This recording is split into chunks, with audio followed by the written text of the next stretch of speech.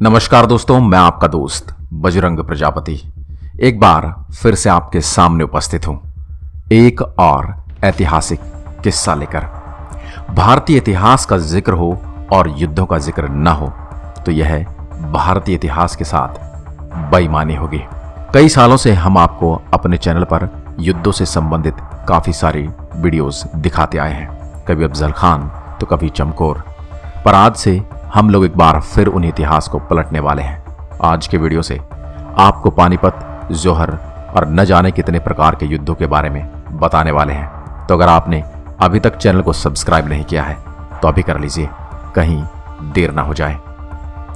आज कहानी है पानीपत के 3 युद्धों में से सबसे पहले युद्ध की, जिसने भारत के इतिहास में एक निर्णायक भूमिका निभाई। दूसरी बार समरकंद से हारने के बाद बाबर ने भारत पर विजय पाने के लिए ध्यान दिया, क्योंकि वह 1519 में चिनाब के किनारे तक पहुंच गया था। 1524 तक उसका उद्देश्य केवल पंजाब में अपने शासन का विस्तार करना था। मुख्य रूप से अपने पूर्वज तैमूर की विरासत को पूरा करने के लिए उसका स्वप्न था कि पूरा भारत उसके साम्राज्य का हिस्सा बने। उस समय उत्तर भारत के कुछ हिस्से लोदी वंश के इब्राहिम लोदी के शासन के अधीन थे, लेकिन साम्राज्य ढह रहा था और दिन ब दिन लोदी वंश कमजोर होता जा रहा था। उन्हें यानी बाबर को पंजाब के राज्यपाल दौलत खान लोदी और इब्राहिम के चाचा अलाउद्दीन से निमंत्रण मिला। उसने इब्राहिम को एक राजदूत भेजा जो बाबर को देश के सिंहासन का असली उत्तराधिकारी होने का दावा करता था। हालांकि राजदूत को लाहौर में हिरासत में लिया गया था और महीनों बाद उसे रिहा किया गया था। बाबर 1524 में लाहौर पंजाब से रवाना हुआ, लेकिन पाया गया कि दौलत खान लोदी को इब्राहिम लोदी द्वारा भेजे गए सेना बल ने राजपाट से बाहर निकाल दिया था। जब बाबर लाहौर पहुंचा तो लोदी की सेना ने मार्च किया और उसे भगा दिया। जवाब में बाबर ने 2 दिन के लिए लाहौर को जला दिया। बाबर अत्यधिक क्रोध में था और हिंसा के अंतिम चरण पर उतर आया था। फिर दीपालपुर तक बाबर एक बार फिर निकला और इसके निष्कर्ष में लोदी के एक और विद्रोही चाचा आलम खान को राज्यपाल बना दिया। आलम खान को जल्दी से उखाड़ फेंका गया और फिर वह काबुल भाग गया। जवाब में बाबर ने आलम खान को सैनिकों की आपूर्ति की, जो बाद में दौलत खान लोदी के साथ जुड़ गए और लगभग 30,000 सैनिकों के साथ उन्होंने इब्राहिम लोदी को दिल्ली में घेर लिया। उसने उन्हें हरा दिया और आलम की सेना को हटा दिया और बाबर ने महसूस किया कि लोदी उसे पंजाब पर कब्जा करने की अनुमति नहीं देगा। इसी से आप अंदाजा लगा सकते हैं कि मुगलिया कभी किसी के सगे नहीं रहे।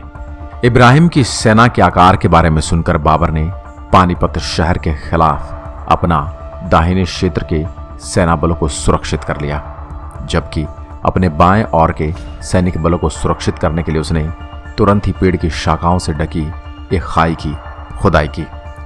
केंद्र में उन्होंने रस्सियों के साथ बंधी 700 गाड़ियां रखी और यही 700 गाड़ियां युद्ध में सबसे महत्वपूर्ण थी। हर 2 गाड़ियों के बीच उसके सैन्य पुरुष युद्ध के लिए पूरी तरह से तैयार थे। बाबर ने यह भी सुनिश्चित किया कि उसके सैनिकों के लिए अपनी बंदूकें चलाने और यदि उन पे आग के गोले फेंके जाएं तो आग बुझाने के लिए पर्याप्त जगह हो। हर एक चीज को सुव्यवस्थित ढंग से रखा गया, इतनी चालाकी से और इतना छिपा के कि अगर सामने वाली सेना देखे तो वो पहले ही अहंकार से इतनी भर जाए कि कुछ भी समझने का मौका ही ना मिले। इतिहासकारों ने युद्ध की इस पद्धति को ऑटोमन साम्राज्य से प्रेरित बताया और उनके अनुसार ठीक इसी प्रकार के इंतजाम कई बार ऑटोमन इतिहास में युद्ध जीतने के लिए किए जा चुके हैं। जब इब्राहिम की सेना पहुंची तो उसने बाबर की सेना पर हमला करने के लिए बहुत ही संकीर्ण दृष्टिकोण पाया, जबकि इब्राहिम ने अपनी सेनाओं को संकीर्ण मोर्चे की अनुमति देने के लिए फिर से तैयार किया। बाबर ने स्थिति का लाभ उठाते हुए लोदी सेना को झटका दिया। इब्राहिम के कई सैनिक कार्रवाई में असमर्थ थे और अचानक से अपने सभी सिपाहियों से उन पर धावा बोल दिया। यह अकस्मात झटका तब तक इब्राहिम लोदी समझ पाता और उसकी सेना उससे उभर पाती तब तक बहुत देर हो चुकी थी। और जब लड़ाई उनके खिलाफ हो गई तो लोदी और उसकी पूरी सेना रणभूमि छोड़कर भाग गई। इब्राहिम लोदी को पीछे हटने और सिर काटकर मारने की कोशिश के दौरान इब्राहिम लोदी की सेना पीछे हटने से युद्ध में इब्राहिम लोदी मारा गया। युद्ध में 20,000 लोदी सैनिक मारे गए।